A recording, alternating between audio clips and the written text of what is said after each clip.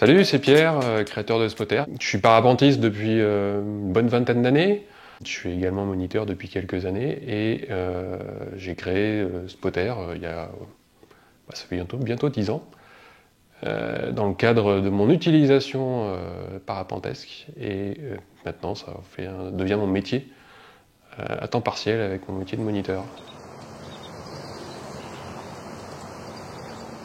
Spotter au sein de la Fédé, ça permet principalement de me libérer du temps, puisque je suis rémunéré pour ça, à temps partiel, de libérer du temps pour pouvoir travailler plus longtemps dessus. Avant c'était un projet perso, donc c'est tout bénéf pour tout le monde, moi j'en vis et la communauté du vol libre en bénéficie aussi. Et bien sûr, ça veut dire que aussi il y a un lien beaucoup plus étroit entre les données de référence qui sont gérées par la Fédé et ce qui est présenté sur Spotter.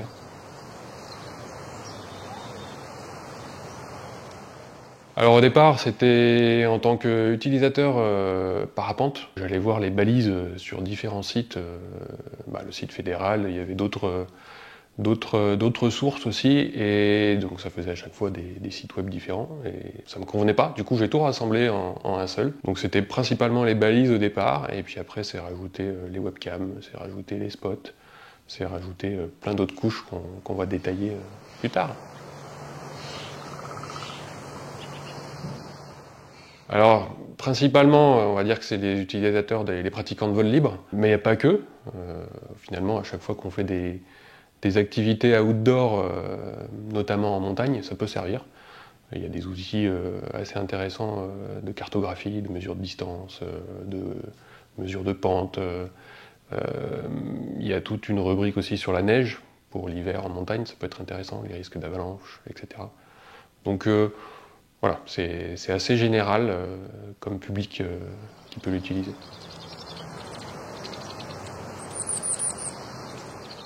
À un moment, en tant que parapentiste, le cas d'utilisation, c'est je vais aller voler, je vais aller vérifier qu'il n'y a pas trop de vent en regardant les balises, je vais aller vérifier qu'il n'y a pas trop de nuages en regardant les webcams, ce genre de choses.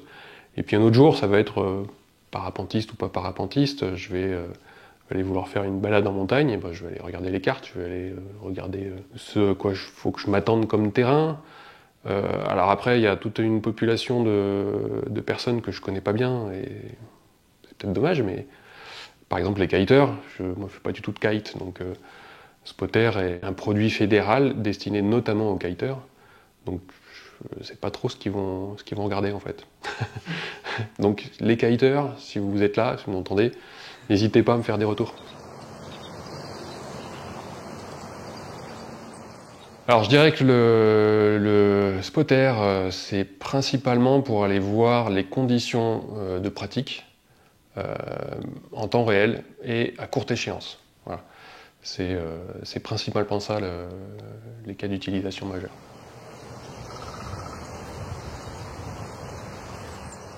N'hésitez pas, si vous rencontrez des petits soucis dans votre utilisation de Spotter, à consulter la FAQ. Donc c'est dans le menu principal en haut à gauche.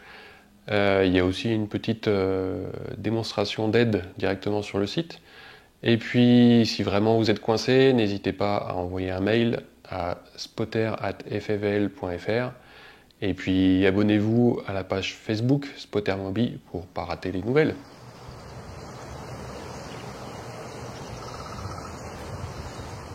La première fois que vous arrivez sur Spotter, vous arrivez sur cet écran-là. J'en profite pour vous inviter à aller regarder ce qui est dit dans le petit tutoriel qui est là, à dérouler. Ça présente un peu l'utilisation de Spotter, donc le choix des couches. Vous pouvez aussi géolocaliser, vous géolocaliser. Il y a un aspect participatif. Voilà, n'hésitez pas à dérouler le petit tuto. Si jamais vous n'avez pas le temps de le faire, vous pouvez le retrouver en cliquant en haut à gauche sur Aide. Ça recommence au début. Voilà, donc vous arrivez sur Spotter, vous avez par défaut activé les balises et les webcams. Voilà, donc sur les balises, vous avez une vue générale. Alors, ce qui est important de comprendre, c'est que les balises sont agrégées. Si on prend un petit exemple là, on a deux balises qui sont agrégées on a la valeur médiane qui est affichée et une direction moyenne. Mais vous pouvez voir aussi qu'il y a deux couleurs, donc toutes les balises vertes, c'est celles qui sont inférieures à une certaine valeur limite, qui est configurable. Toutes les balises oranges, c'est celles qui sont supérieures à cette limite. Alors par défaut, ces valeurs limites, elles sont réglées à 15 pour la valeur moyenne, c'est-à-dire que dès que vous avez une valeur qui dépasse 15 km/h en valeur moyenne, ça passe en orange, ou si ça passe au-dessus de 25 en rafale.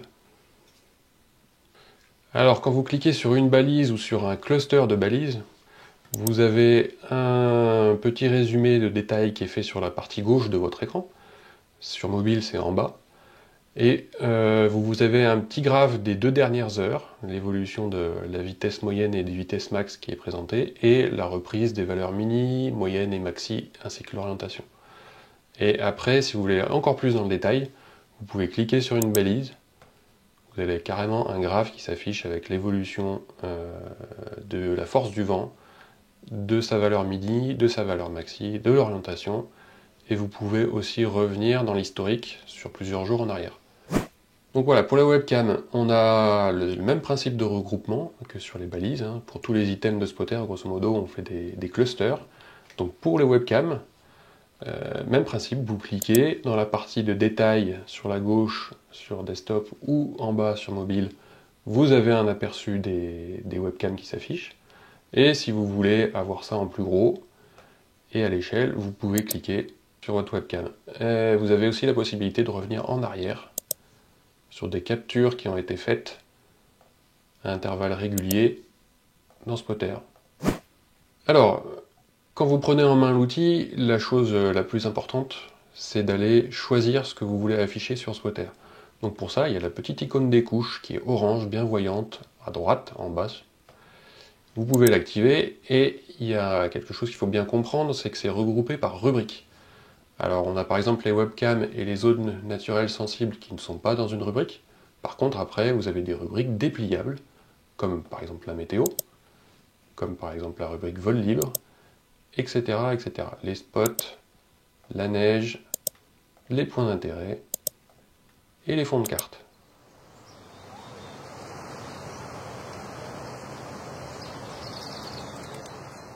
Alors si on fait un focus sur les zones naturelles sensibles, aujourd'hui dans Spotter, ça ne reprend que les ZSM JPITE. Donc c'est la seule zone pour laquelle une convention a été signée avec la fédération. Donc pour l'activer, vous allez dans le menu des couches et vous cliquez sur zone naturelle sensible. Là on est dans le DIWA. On a deux zones JPITE qui sont actives actuellement. Donc on les voit, on a le contour exact de chaque zone. Et même principe, quand vous cliquez sur une zone, vous avez le détail qui s'affiche.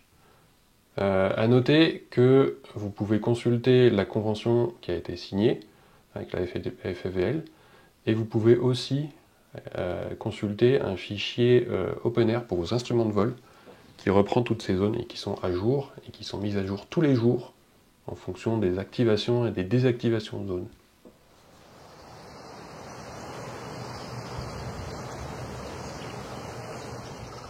Alors, pour afficher les balises, c'est dans la rubrique météo. Ça a changé, avant c'était dans la rubrique vol libre, maintenant c'est dans la rubrique météo, petit piège. Donc pour afficher les balises, vous cliquez dessus. Ça vous affiche les balises. Alors les balises, pour info, elles viennent de plusieurs sources. Donc il y a le réseau fédéral, il y a les balises PewPew. Alors c'est anciennement PewPew, maintenant ça s'appelle OpenWindMap. On a les balises du réseau de la ROMA, c'est une association qui fait de la météorologie en milieu alpin. On a Météo France, et puis on en a quelques autres aussi. Toujours dans la météo, on peut activer les radars de pluie. Alors vous avez deux sources de radars de pluie. Les radars de pluie mondiaux, vous avez toute la couverture mondiale. Bon, c'est intéressant quand vous êtes hors de France, mais si vous êtes en France, vous avez une source qui est un peu plus précise, qui vient de Météo France. Et qui offre aussi l'avantage de proposer de la prévision à court terme. Donc Météo France a ouvert ses données début 2024, donc ça fait partie des choses que maintenant on récupère, et donc si on va par exemple dans cette couche-là, curseur temporel, vous pouvez revenir en arrière, toujours le même principe. Donc là c'est des images de radar, Et vous pouvez aussi aller dans le futur. Donc là, c'est des images qui ressemblent à des radars, mais qui sont en fait de la prévision. Voilà, et vous pouvez aussi faire même une animation, si ça vous amuse. Voilà pour les radars de pluie. Alors, on a aussi une couche qui reprend les photos satellites. Donc, vous pourrez voir un peu les nuages qui évoluent sur le territoire. La couverture est mondiale.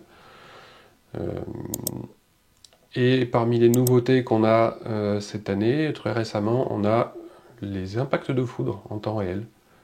Donc là, on peut voir par exemple près de Valence, il y a quelques éclairs, quelques orages.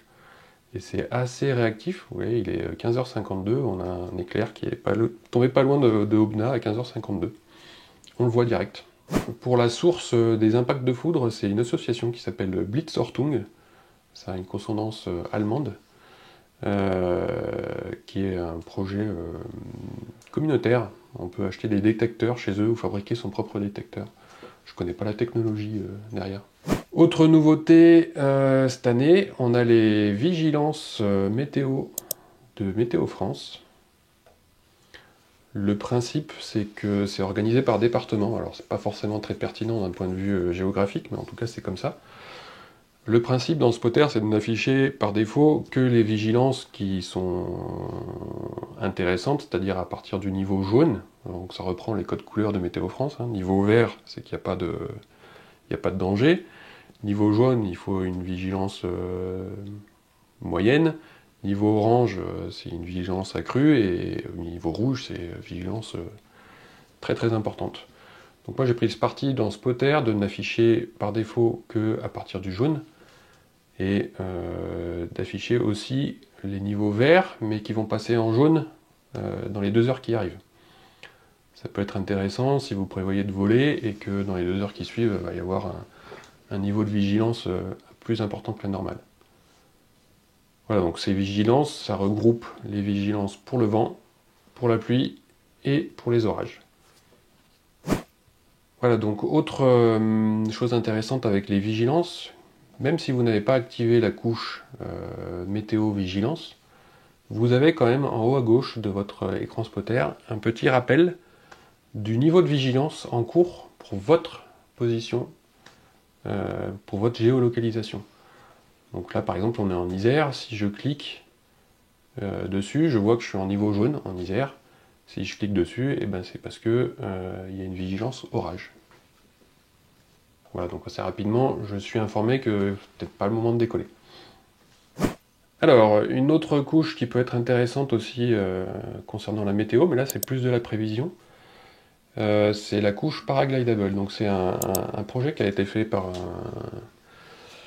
un parapentiste du coin de Grenoble, qui a mis en œuvre un système d'intelligence artificielle pour faire des prévisions à la journée sur ce que va être la possibilité de voler en fonction des régions.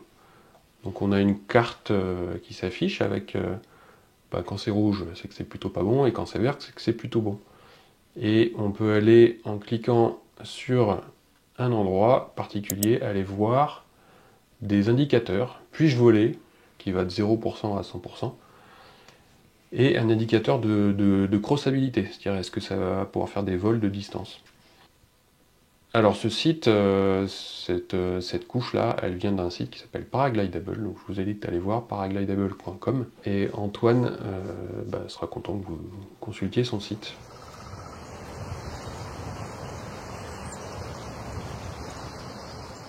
Ok, maintenant on va parler de la rubrique vol libre, en commençant par la retrouvabilité.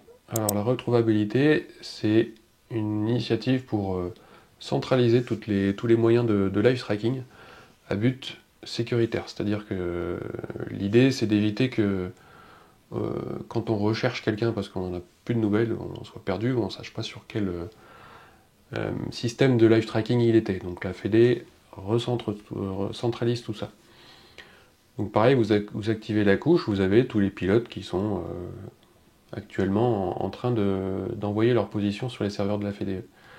Vous pouvez aussi filtrer tous ceux que vous voulez voir en filtrant par exemple que ceux qui sont vraiment live. Si par exemple il n'y a pas eu de nouvelles depuis 1 heure ou 2, vous pouvez les cacher. Si vraiment vous êtes dans un train de voler, ça peut aider pour retrouver les copains. Et puis vous pouvez aussi ajouter des filtres sur des groupes.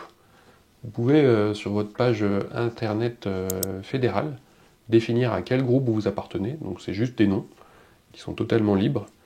Et vous pouvez filtrer sur ces groupes-là après dans Spotter. Donc par exemple, si vous avez fait un groupe de votre club, vous pouvez filtrer sur le tag Mon club. Et vous ne verrez que les pilotes de votre club. Et vous pouvez ensuite désactiver le filtre et le réactiver à volonté. Voire le supprimer.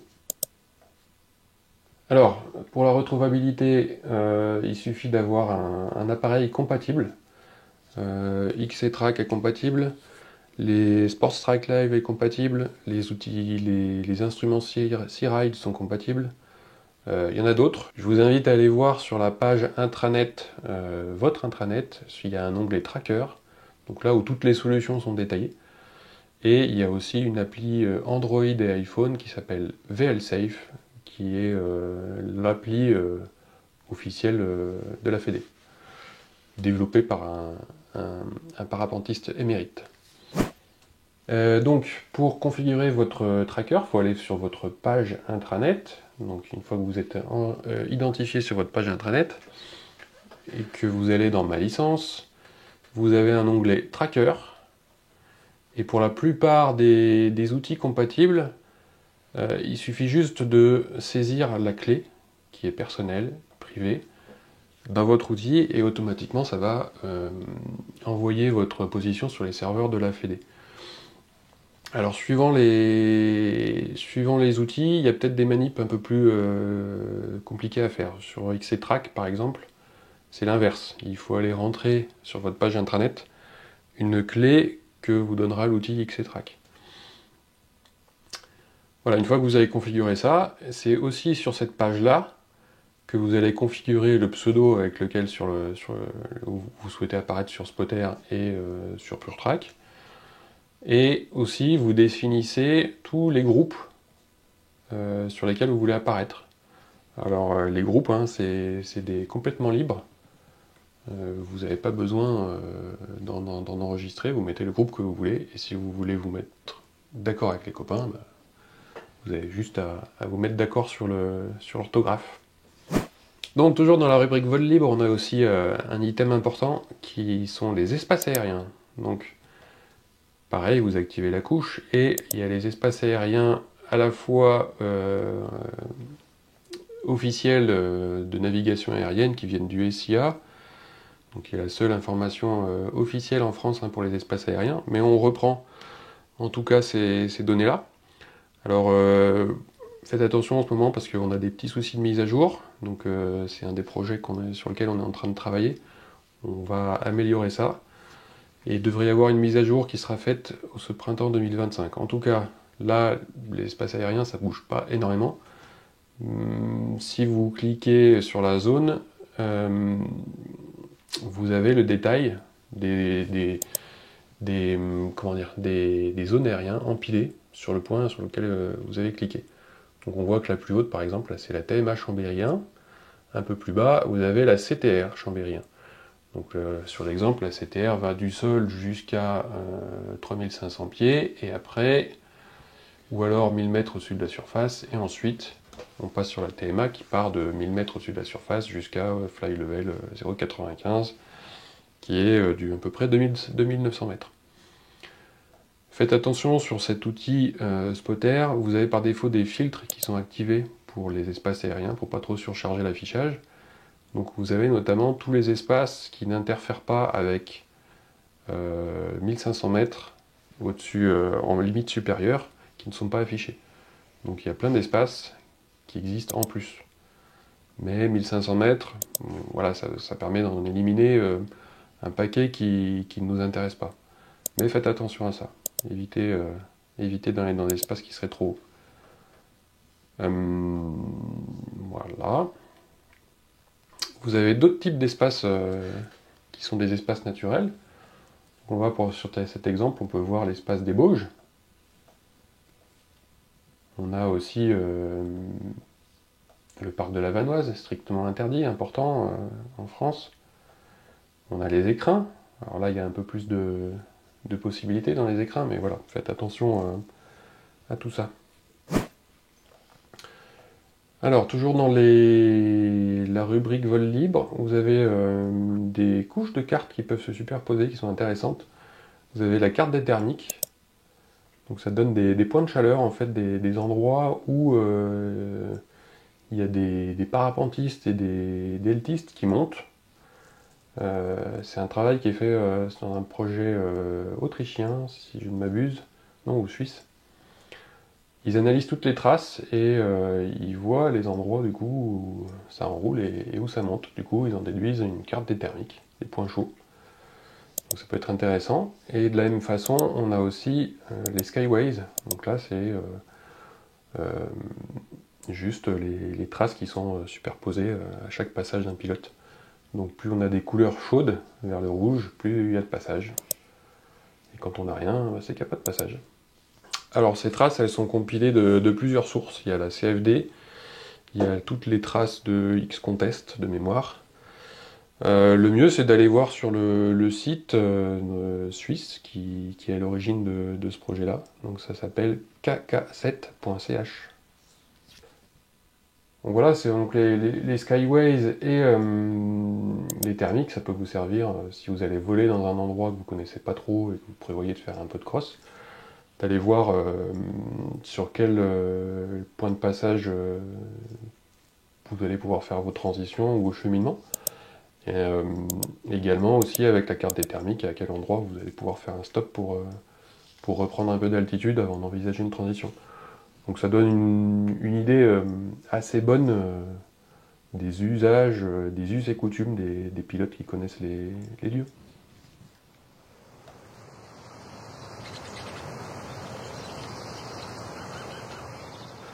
Donc voilà, pour les spots, voilà, donc Spotter reprend les spots de 8 disciplines, du parapente, du delta, du speedriding, du kite, du cerf-volant, du boomerang, et vous avez en bonus les cascades de glace et l'escalade. Donc ça nous sert un peu moins dans le vol libre, et si jamais vous faites des activités en montagne, ça peut vous aider. Voilà, donc chaque couche de chaque discipline exclut l'autre. On ne peut pas afficher à la fois les spots de parapente et les spots de delta.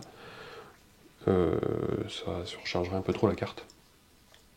Donc on reste toujours sur le principe des clusters. Il y a des endroits qui sont assez denses en terrain, en décollage et atterrissage, qui sont regroupés sous forme de clusters.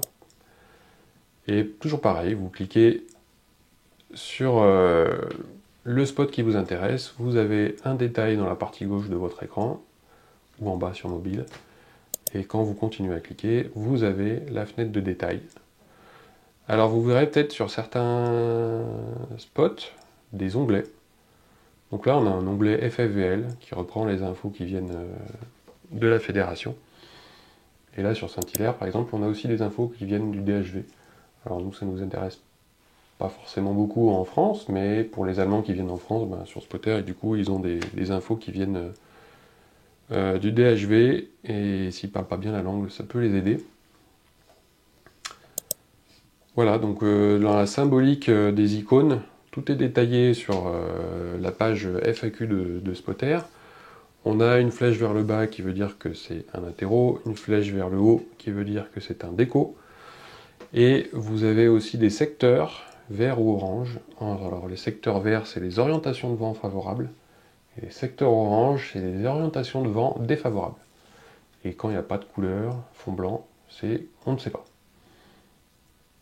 Voilà, vous avez aussi des terrains qui sont dans des statuts particuliers. Vous pouvez voir par exemple un écran, un spot interdit. Et ben, il s'affiche assez explicitement comme tel. Vous pouvez aller cliquer sur le détail, pourquoi il est interdit, décollage interdit par l'exploitant agricole. Voilà, donc dans ces endroits-là, je vous invite à ne pas y aller. Alors, sur les détails des spots, vous avez des choses qui peuvent être intéressantes aussi. Vous avez un onglet 3D qui va vous faire une vue 3D de l'endroit. Donc vous pouvez après avec votre souris modifier le point de vue, zoomer, dézoomer, etc. Donc si vous ne connaissez pas un endroit pour faire un peu une petite idée des lieux, ça peut être intéressant.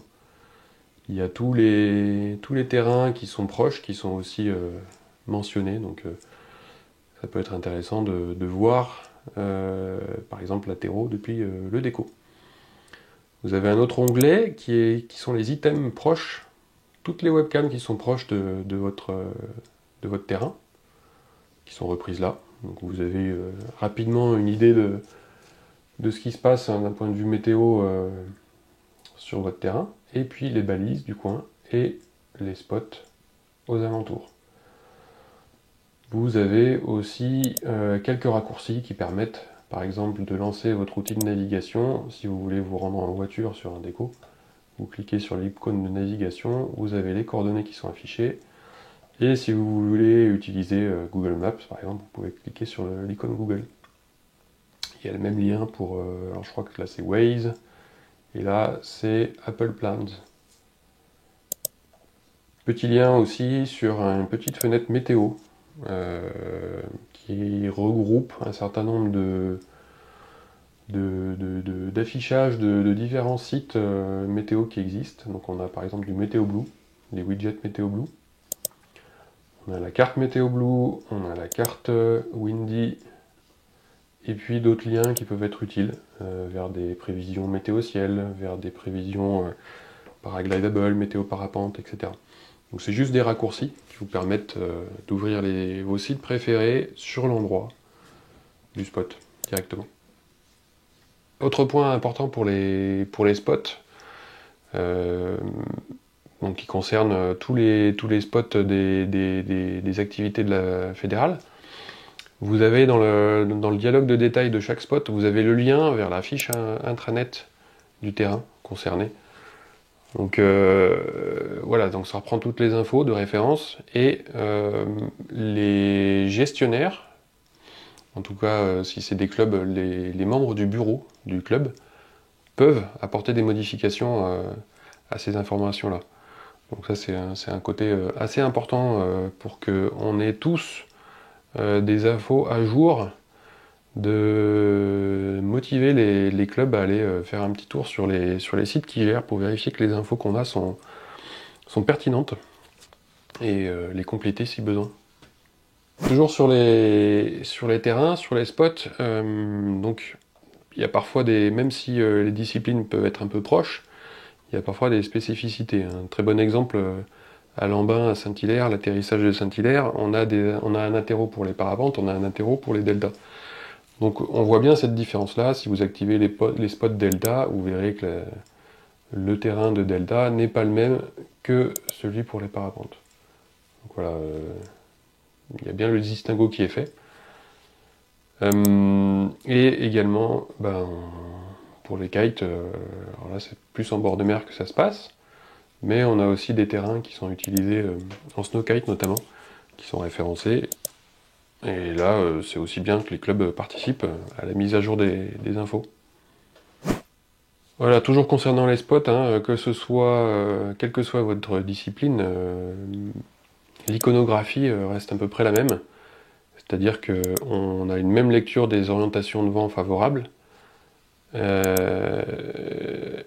ce soit en parapente, en delta ou en kite, c'est pareil pour les orientations de vent. En parapente et en delta, on a la même chose pour les décos et les atterrissages, avec les flèches vers le haut ou vers le bas, suivant le cas. Par contre, on a des disciplines pour lesquelles ça n'a pas de sens, boomerang et cerf-volant, par exemple, voilà, on reprend pas les orientations de vent.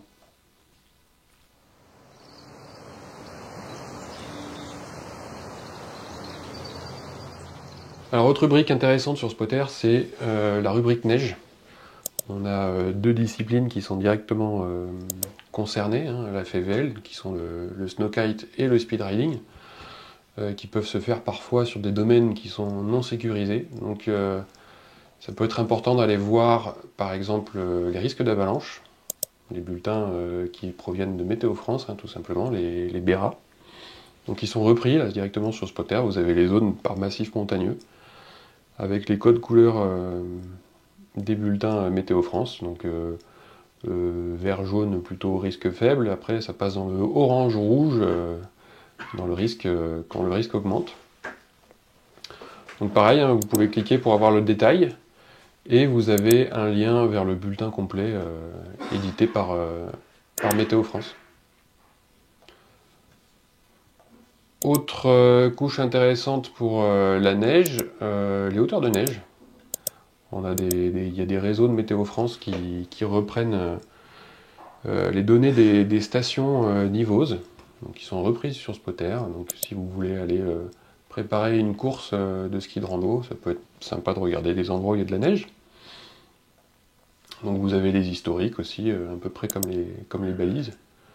Il y a deux grands types de stations, et certaines qui présentent des graphiques directement édités par Météo France, et d'autres, voilà, comme ici, et d'autres qui sont des données vraiment brutes, où les schémas sont faits, les graphes sont faits par Spotter. Alors les hauteurs de neige, ça marche aussi, pas qu'en France, ça marche en Suisse aussi.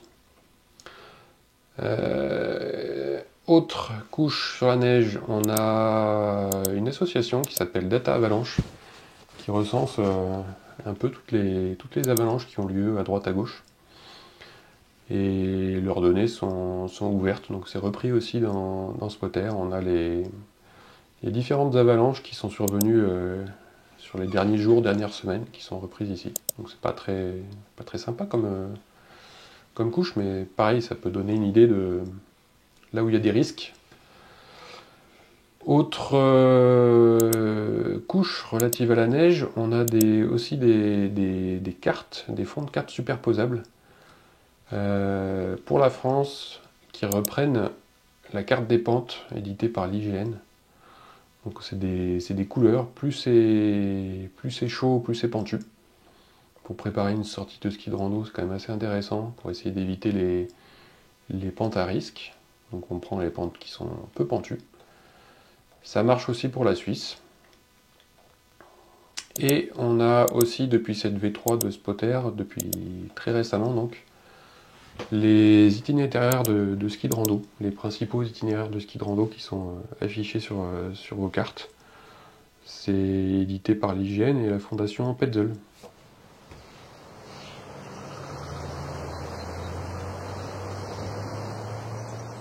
Alors, on a aussi ce qui s'appelle point d'intérêt sur Spotter. Pour l'instant, il n'y a que les structures fédérales, c'est-à-dire les clubs, les écoles, les ateliers et les structures qui proposent aussi des vols biplaces. Donc vous pouvez afficher plusieurs couches suivant ce que vous recherchez. Si on prend l'exemple d'un club, vous pouvez rechercher des clubs. Si vous êtes en voyage, recherchez les contacts des clubs locaux. Ça vous donnera en cliquant sur l'icône, vous accéderez au détail et éventuellement au site web du club, s'il est renseigné. Alors, autre fonction intéressante pour les clubs, vous pouvez aussi filtrer suivant ce qui vous intéresse. Si vous cherchez par exemple un club de Delta, vous pouvez n'afficher que cela. Si vous recherchez un club qui a un ou plusieurs animateurs sécurité, qui a des formateurs Treuil, qui ont le label FFVL, ou qui sont aussi spécialisés dans l'accueil des personnes à mobilité réduite. Voilà, vous avez tous ces filtres-là qui vous permettent d'un peu de cibler vos recherches.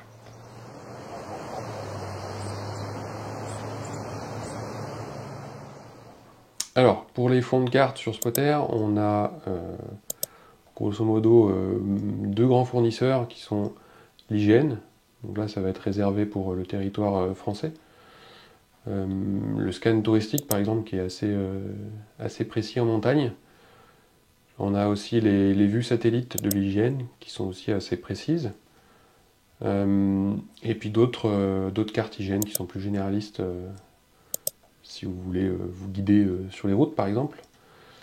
Ensuite, si on passe sur des pays autres que la France, on passe plutôt sur des cartes qui viennent de tout l'univers OpenStreetMap.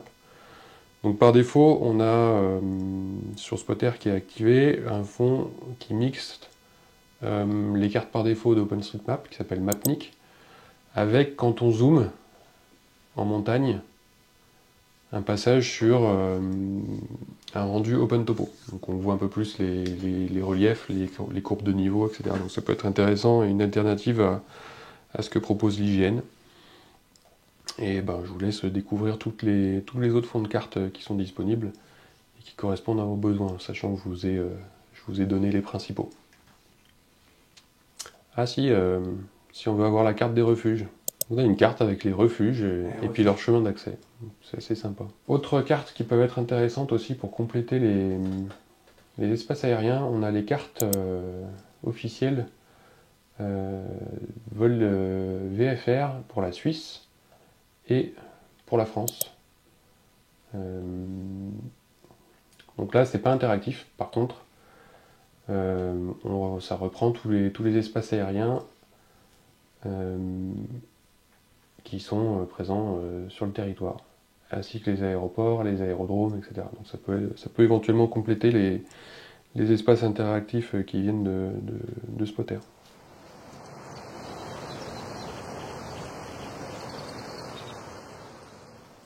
Ok, donc les outils cartographiques. On va commencer par un outil que j'ai repris d'un site qui s'appelle I Can Fly, d'un Autrichien bien sympa qui m'a permis de l'utiliser, son outil. L'idée, c'est de cliquer sur un endroit de la carte, a priori plutôt un sommet de montagne, et de voir, avec une finesse estimée, jusqu'où vous allez pouvoir aller en planant, dans une aérologie calme, hein, bien sûr, sans prendre en compte les thermiques, pour vous donner une idée de ce qui est atteignable depuis votre décollage. Donc si on prend une finesse assez réduite pour pas que ça fasse des zones trop grosses, je mets une finesse de 7, hein, par exemple, si vous faites un vol montagne en monosurface, c'est assez représentatif de ce que vous pouvez obtenir. Vous cliquez sur votre sommet. Donc là, par exemple, je prends la croix de Belden, c'est un joli décollage de I Can Fly. Et si vous dézoomez un près, vous avez toutes les zones que vous pouvez atteindre en finesse. C'est des estimations, hein, c'est des indications. Donc plus c'est bleu, eh ben, plus vous êtes haut par rapport au sol, et plus c'est rouge, plus vous êtes proche du sol. Donc ça veut dire que vous êtes proche de la zone limite. Et quand vous déplacez votre curseur, ça retrace un petit cheminement que ça va vous faire pour atteindre votre point. Et là où est votre souris, vous avez votre altitude en absolu par rapport au niveau de la mer, et l'altitude au-dessus du sol, estimée.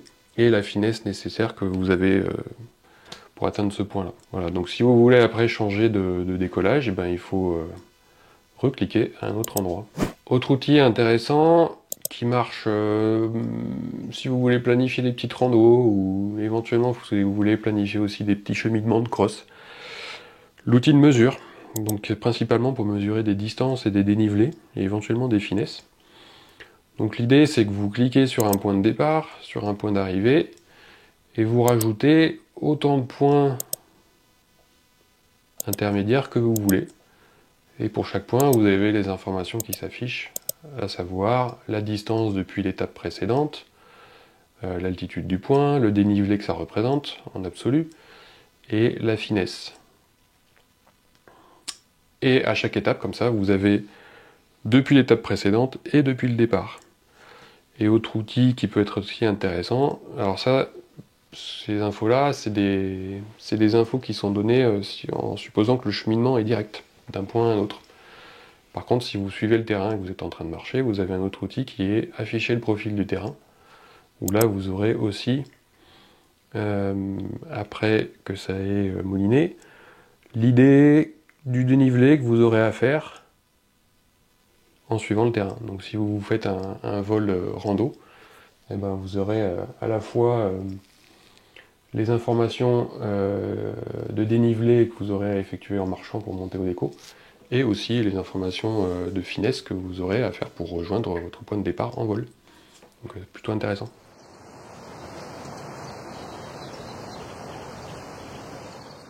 Alors, pour les préférences d'affichage de Spotter, par défaut, quand vous arrivez, vous êtes en mode vol libre, c'est-à-dire un affichage a priori adapté au parapente, delta et speed riding, c'est-à-dire que on a des unités de vent, de vitesse de vent en km/h et des unités d'altitude et de distance plutôt en métrique, mètres, kilomètres. Par contre, si vous passez en mode kite, eh ben on va passer plutôt en vitesse de vent en nœud et des distances et des altitudes qui sont plutôt dans le domaine du nautique, c'est-à-dire en pieds et en miles nautiques. Ça, c'est les modes préenregistrés. Par contre, après, vous pouvez aussi choisir directement ce que vous voulez, mixer les altitudes qui vous intéressent. Si vous voulez mettre du miles par heure, ça vous regarde, vous pouvez le faire. Voilà, ensuite, qu'est-ce qu'on a? On a des petits réglages pour la carte. Si vous voulez afficher l'échelle ou non en bas à gauche. Si vous voulez ou non permettre la rotation de la carte. Donc ça se fait quand vous êtes sur un ordinateur avec le Shift et la molette de la souris, vous pouvez tourner la carte. Et sur mobile, c'est en tactile, c'est avec 2 doigts. Vous pouvez faire une rotation. Voilà, donc là l'option permet de désactiver cette fonctionnalité de rotation, parce que des fois sur mobile ça bouge un peu tout seul. Vous avez aussi une option qui est forcer l'affichage des boutons de zoom sur écran tactile. Par défaut, quand vous êtes sur votre mobile, les boutons de zoom ne sont pas affichés, parce qu'on zoome avec les 2 doigts en tactile, mais vous pouvez avoir besoin de zoomer ou de dézoomer en appuyant sur les boutons. Et puis aussi, autre chose, c'est là que vous allez pouvoir régler les limites des vitesses de vent pour les balises, pour leur affichage en vert ou en orange. Donc par défaut, quand on est en mode parapente vol libre, on a une limite pour la valeur moyenne qui est à 15 km/h et une limite pour les valeurs de rafale qui est à 25 km/h. Mais si vous passez en kite, voilà, ça va être plus intéressant d'avoir des limites un peu plus élevées. Donc par exemple, on va mettre une limite mini. Tout ce qui est en dessous de 10 nœuds par défaut, ça va être affiché en bleu cette fois. Donc ça veut dire que le vent n'est pas assez fort. Tout ce qui est au-dessus de 25 nœuds, eh ben, ça va apparaître ou 40 nœuds en rafale, ça va être affiché en orange. Et si c'est entre 10 et 25 nœuds en moyenne, ça va être affiché en vert. Ça va être plutôt favorable pour pratiquer du kite. Bon, ces limites sont réglables, hein, parce que chacun a ses propres valeurs limites en fonction de sa pratique. Voilà, vous avez une dernière option qui est sur les balises d'afficher ou non les tendances. Donc c'est des petites flèches, on n'a pas parlé dans les balises. Donc là on est parti sur un mode affichage kite. On est dans les Alpes, il y a peu de vent aujourd'hui, donc si vous voulez faire du kite dans les Alpes, il n'y a peut-être pas assez de vent, donc ça affiche bleu. Et donc la dernière option, c'est afficher les tendances. Donc ça met des petites flèches sur certaines balises quand il y a une tendance à la baisse ou à la hausse. Donc petite flèche vers le bas, verte, ça veut dire que la baisse est faible. Petite flèche vers le bas, orange, c'est que la baisse est importante. Et quand c'est des tendances à la hausse, c'est la flèche vers le haut. Pareil, faible augmentation, c'est vert. Et forte augmentation, c'est orange. Voilà, donc vous avez l'option de désactiver ça si vous voulez, si vous trouvez que ça surcharge un peu l'affichage.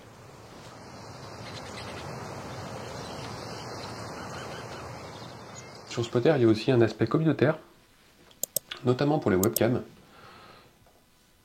Vous avez la possibilité de proposer des webcams à rajouter sur Spotter. Donc ça vous emmène sur un petit site qui fait partie de Spotter, mais qui est un petit peu à part, qui est un peu vieux, vous m'en excuserez, vous pouvez proposer le rajout d'une webcam. L'idée, c'est de cliquer sur un lieu de la carte où vous avez une nouvelle webcam, de donner toutes les infos qui vont bien dessus, notamment l'URL du site web, voire même directement l'URL de l'image, si vous êtes un peu débrouillé sur les techno-web. Et ça m'envoie un mail, et puis je valide ou pas votre ajout sur Spotter. Autre aspect communautaire, ce que j'ai appelé les chakas. Alors, les chakas, c'est le signe de reconnaissance des surfeurs hawaïens. Quand ils disent que ça le fait bien sur telle vague, ils font le signe. Et ben nous, l'idée, c'est pareil, parapentistes, kiteurs, deltistes, de publier des chakas. On est sur un déco, on voit que ça vole très bien, et ben on peut en informer notre communauté de parapentistes et directement nos amis sur Spotter qu'on est à un endroit où ça le fait bien, ou inversement, ça ne le fait pas. Alors on peut rentrer dans les détails en rajoutant des commentaires, on peut rajouter des photos, et puis lier ça à un spot, un déco ou un interro. Voilà, donc tous vos amis qui sont sur Spotter vont recevoir la notification, et s'ils ont coché l'option, ils vont aussi recevoir un mail. Les chakas, c'est valable à la journée. À 2 ou 3 heures du mat du lendemain, ils disparaissent.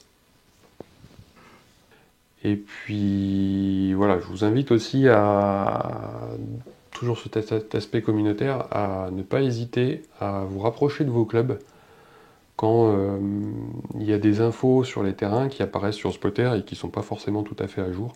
Rapprochez-vous des clubs gestionnaires. Le bureau directeur de chaque club gestionnaire a le droit, informatiquement parlant, d'aller modifier ces infos sur l'intranet fédéral. Voilà, donc c'est important qu'on partage des informations qui sont à jour.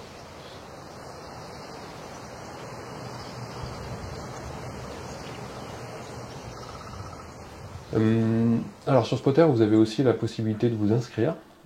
C'est pas obligatoire, il n'y a rien qui est filtré si vous ne vous inscrivez pas. Par contre, vous allez pouvoir faire un certain nombre de choses et être alerté notamment. Donc si vous allez sur votre profil, vous allez pouvoir par exemple choisir les pratiques auxquelles vous voulez vous abonner. Et ça rejoindra après les fonctionnalités communautaires qui permettent de partager par exemple les conditions de pratique, ce que j'ai appelé les chakas. Donc si vous voulez voir les chakas que de parapente, vous ne cochez que le parapente.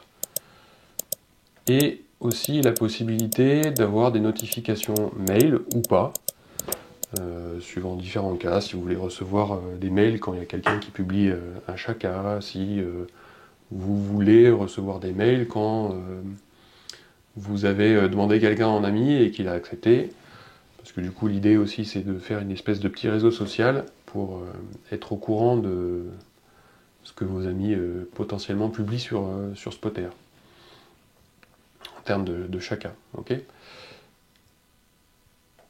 Autre fonctionnalité intéressante, la possibilité de rajouter des favoris. Si vous avez tendance à aller toujours voir les mêmes webcams, les mêmes balises, vous pouvez les rajouter à vos favoris. Comment ça marche? Si on prend une balise et que je veux l'ajouter à mes favoris, je vais dans le petit menu, je vais marquer le favori et choisir un libellé. Soit je peux en créer un nouveau, soit je peux réutiliser d'autres que j'ai déjà créés, pour qu'ensuite, après, je puisse rappeler mon favori, et hop, que ça vienne directement positionner la carte sur les favoris qui m'intéressent. Donc l'inscription est gratuite, totalement gratuite, ça ne vous engage à pas grand chose. Et vous pouvez bien sûr désactiver tous les mails que vous allez recevoir en fonction de vos préférences, notamment tous les lundis matins, il y a des mails qui reprennent tout ce qu'il y a de neuf sur Spotter, des terrains qui ont été rajoutés, des chakas qui ont été publiés, des choses comme ça.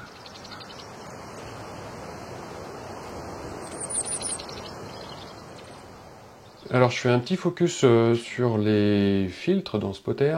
On a un certain nombre de couches qui sont affichées dans Spotter qui sont assez dense. Et suivant les cas, on peut avoir envie de filtrer. Alors, tout se passe dans cette icône entonnoir là en haut à gauche.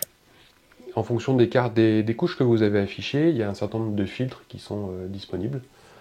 Je prends l'exemple des balises, et ben, vous pouvez n'avoir envie de voir que les balises du réseau fédéral. Donc, dans ce cas-là, ça va filtrer toutes celles qui ne le sont pas. Ou aussi, autre cas d'utilisation, ne voir que le vent en altitude. Donc vous allez mettre une altitude mini pour les balises, que celles qui sont au-dessus de 2000 mètres par exemple.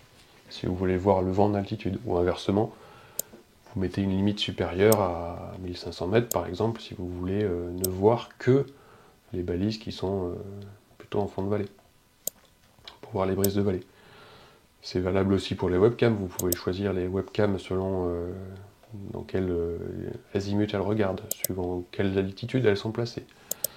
Voilà, donc je vous invite pour chaque couche à aller voir cette icône des filtres pour éventuellement régler ce que vous voulez.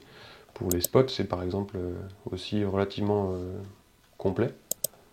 On peut n'afficher par exemple que les décos ou que les spots sur une orientation nord, par exemple. Si on a du vent de nord et qu'on veut que les spots orientés nord, bah, ça peut servir.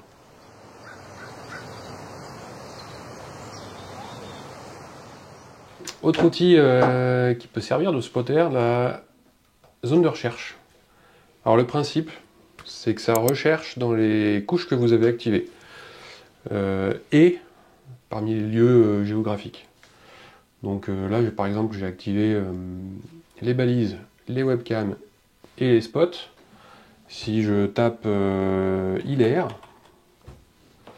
et ben, je vais avoir les lieux géographiques.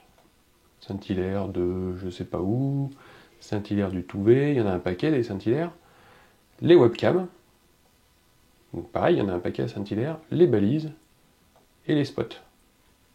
Voilà, et à chaque fois que vous cliquez sur l'item qui vous intéresse, du coup, hop, ça vous fait naviguer dessus directement.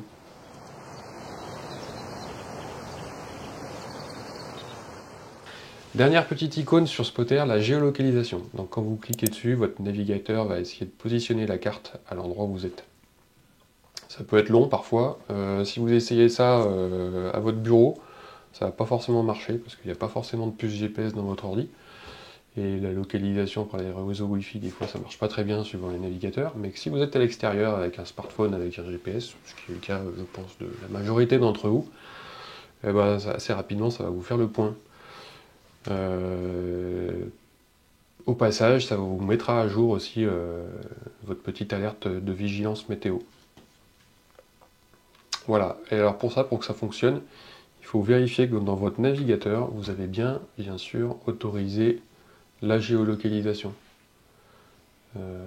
Si vous ne l'avez pas fait et que vous le faites la première fois, ça vous posera la question. Et si jamais à un moment vous l'avez enlevé, et ben vous allez dans les paramètres de votre navigateur pour le réactiver. Ce genre de petites subtilités sont détaillées dans la FAQ. Il y a une rubrique pour ça.